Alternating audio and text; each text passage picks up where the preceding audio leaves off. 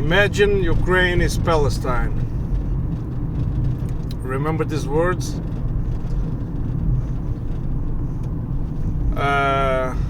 Yeah, and this really applies to this reality. Imagine Guantanamo is in Russia.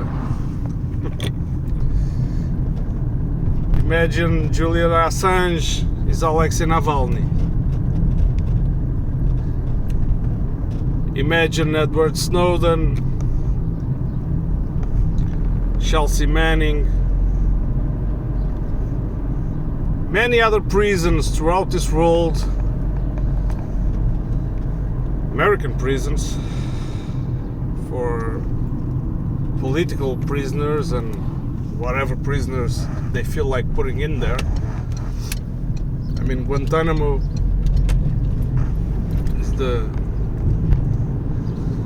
the pinnacle of this pinnacle. I never know how to say this word.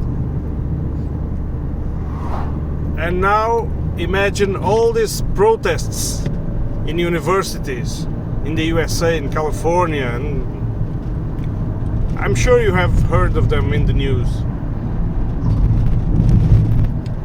where they beat up, pepper spray, and brutally arrest both protesters and teachers. Imagine this was Russia, right? You know what I'm getting? The blatant hypocrisy. But it's more than that, because in this case the mainstream media doesn't even hide it. I mean, you see these images of pro-Palestinian protests being repressed, not just in the US but also in Europe, in France, in Germany, and those are images typical of a fascist state. Those are images that only outrage you when they are in Russia or China. And now, for example, the other day I was at this cafe and they had the TV on and CNN was on the news there, and the images were there about the policemen all in armor using excessive force against teachers and students.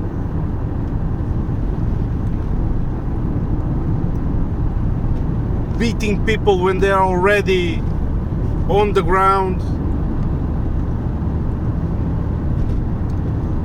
And even though this image, you could argue this, oh yeah, of course it's blatant hypocrisy, we know that, and it's huge,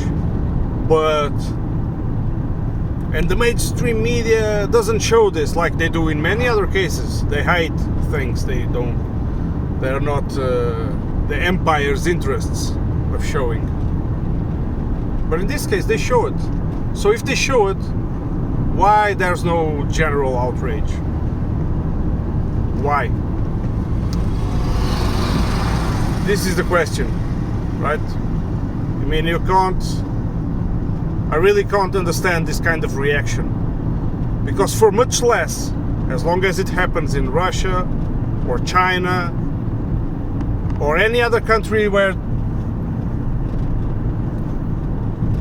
you are told whom you are told to hate, people immediately go and at least a comment, right? Russia dictatorship, Chinese communist dictatorship, and by the way, in China, when people want to argue against communism, they always go and point, oh, look at Venezuela, look at the Cuban economy and all the struggle they had because it's a communist economy. And what about China? Oh no, China is capitalist. When you go to argue about this kind of social repression, China is a communist dictatorship. It's the same person can actually argue both ways nowadays in the West, and this puzzles me. It's like those all those series and movies that become very in games, video games, with the zombie behavior. I guess this is it. So zombies are not just people thirsty of eating your flesh, and they are, but the behavior is there, this uncontrolled behavior, responding only to very few stimuli. This is how I see the people responding to this kind of things. The propaganda chip is already implanted in the brain, so that even if you show them, look at them, policemen beating up protesters, and I mean, why are they protesting for? They are protesting because a genocide is being committed with the full support of the country where they live, where they pay taxes, and they don't want to be a part of that. So they are on the right side. People have some decency after all. These are not zombies, not everyone, but the big majority behaves like zombies. A lot of people just a couple of months ago, not long ago, a lot of people I met on the street in small towns in Portugal, they don't know, they cannot locate many countries on the map, but suddenly they feel sorry for Navalny.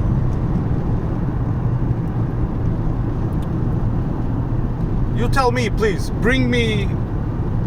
write your theory on the comments. I would really like to know, how does this work? Because I don't like to, it's like I don't enjoy being all the time like just saying, oh look, all the people are stupid, I'm the smart one. It's not the message I want to pass. Look, I mean, everyone commits mistakes, everyone gets fooled once in a while, everyone embarks on some kind of propaganda at some point in their lives, for sure. But some things just seem too obvious, and I think people are falling victims of something very carefully studied. It has to be science, otherwise it wouldn't work this way. It has to be science. It's a lot of science that is used to not to improve people's lives. For example, when you study psychology, you immediately think this is the kind of science that is used to help people with psychological problems, right? You make this assumption, right? But when you see it a little bit further, you see that huge budgets are spent on studying, huge budgets by private companies are spent on studying psychology, not to help people, but to control people's behavior. I mean, a lot of this is done in marketing, mainly. Fucking capitalism. They want to sell you things that you don't need, so they gotta convince you somehow, right? And I think all these studies, all this knowledge of human behavior and human psychology are being used like this, just to control your mind. You put a person that normally ignores politics, normally ignores everything rather than his own life, goes to work and his little circle of friends and family, something like this, average life, and then suddenly he feels sorry for Navalny. Suddenly China is ruthless dictatorship. People there cannot say anything. Suddenly